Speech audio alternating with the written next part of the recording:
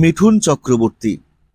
ভারতবর্ষ তো বটেই, গোটা দুনিয়া জুড়ে কিংবদন্তি এই মহানায়কের ফ্যান ফলোয়ার্সের সংখ্যা অসংখ্য। বিদেশে মিঠুনের নামে রাস্তা, তার নামে ক্লাব, বিদেশের মিউজিয়ামে মিঠুনের মূর্তিও তৈরি করা হয়েছে। জীবিত অবস্থায় এই ধরনের কিংবদন্তি হয়ে ওঠার ঘটনা ভারতে তো বটেই, গোটা দুনিয়াতে বিরল। আমরা অভিনেতা হিসেবে মিঠুনকে জানি, চিনি, শ্রদ্ধা করি।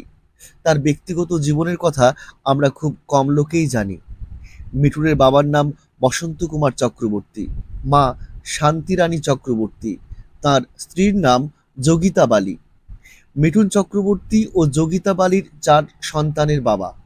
বড় ছেলে মিমো, মেজ ছেলের নাম রিমো, ছোট ছেলের নাম নমসী। এই 3 জন ছাড়াও তাদের একটি মেয়ে রয়েছে, নাম দিশানি চক্রবর্তী।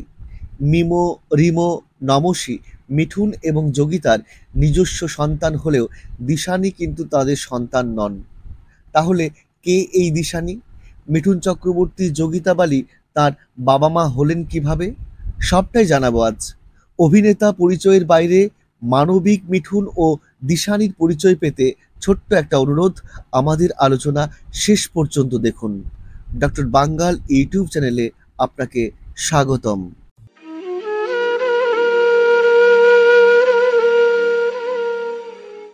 দিশানির জন্ম 24শে অক্টোবর। কোথায় তার জন্ম, তার মা বাবাকে, এসব তথ্য পাওয়া যায় না। তবে জানা যায় 90-এর দশকে একজন ব্যক্তি মুম্বাইয়ের জুহুর একটি রাস্তার ধারে একটি ডাস্টবিনের কাছে সদ্যজাত দিশানিকে কুড়িয়ে পেয়েছিলেন।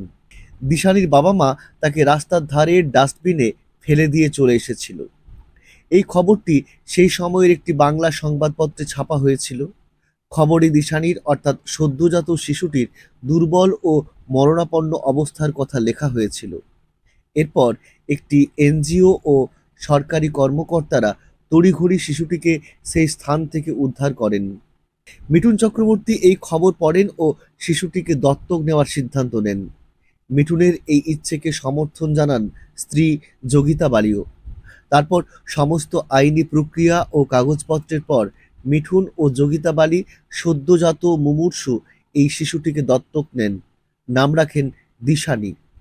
মিঠুন ও যোগিতার নিজের সন্তান না হলেও এরা দুজনেই প্রকৃত সন্তানদের চেয়েও বেশি ভালোবাসেন এই দিশানিকে।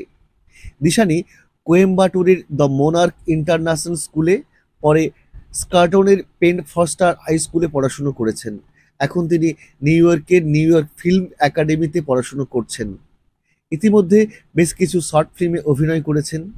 2017 সালে হোলি স্মোক দিয়ে দিশানির অভিনয় জীবন শুরু হয়।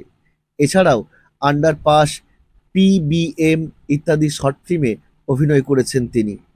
ফটোগ্রাফিক চর্চা, উপন্যাস পড়ে দিশানি তার অবসর সময় কাটান। বাবা মিঠুন চক্রবর্তী, মা যোগিতা বালি ও 3 দাদার আদরের দিশানি। বাড়িতে সবাই তাকে দিশি বলে ডাকেন।